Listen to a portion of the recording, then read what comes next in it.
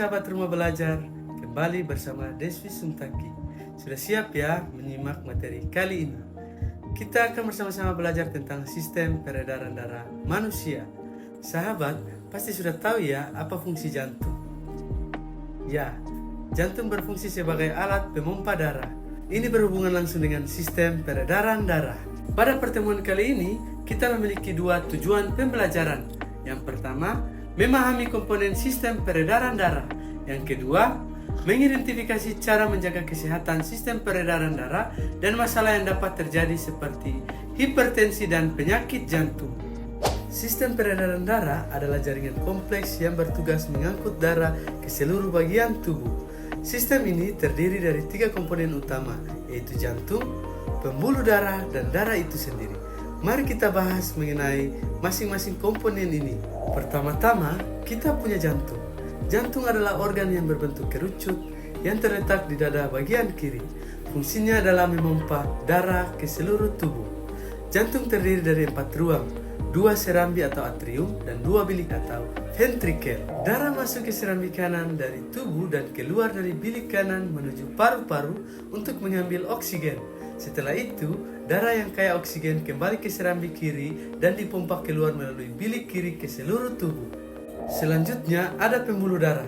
Terdapat 3 jenis pembuluh darah, yaitu arteri, vena, dan kapiler. Arteri berfungsi untuk mengangkut darah yang kaya akan oksigen dari jantung ke seluruh tubuh. Sedangkan vena mengembalikan darah yang telah mengalir ke seluruh tubuh kembali ke jantung. Kapiler adalah pembuluh darah terkecil yang menghubungkan arteri dan vena. Di sini terjadi pertukaran zat antara darah dan sel-sel tubuh. Ini memungkinkan oksigen dan nutrisi masuk ke sel, sementara karbon dioksida dan limbah dikeluarkan. Yang terakhir, mari kita kenali komponen darah. Darah terdiri dari sel darah merah, sel darah putih, trombosit, dan plasma.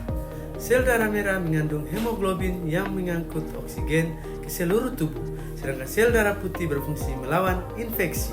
Trombosit berperan dalam proses pembekuan darah, dan plasma darah adalah cairan yang mengangkut berbagai zat seperti hormon, nutrisi, dan produk limbah.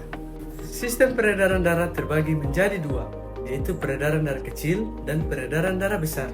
Peredaran darah kecil atau sirkulasi paru adalah aliran darah antara jantung dan paru-paru. Darah melepaskan karbon dioksida dan mengambil oksigen. Setelah itu, darah yang kaya oksigen kembali ke jantung untuk dipompa ke seluruh tubuh melalui peredaran darah besar. Penting bagi kita untuk menjaga kesehatan sistem peredaran darah. Gaya hidup sehat seperti olahraga teratur, pola makan seimbang, dan cukup tidur dapat membantu menjaga jantung dan pembuluh darah tetap sehat. Hindari makanan berlemak dan tinggi gula, serta jangan lupa rutin memeriksakan kesehatan. Ada beberapa masalah yang dapat terjadi pada sistem peredaran darah, seperti hipertensi, kolesterol tinggi, dan penyakit jantung. Kenali gejala-gejalanya seperti nyeri dada, sesak napas, dan kelelahan, agar bisa mendapatkan penanganan yang tepat. Sekarang, mari kita lakukan tanya jawab. Apa yang terjadi jika jantung kita tidak berfungsi dengan baik? Bagaimana cara kita menjaga kesehatan jantung?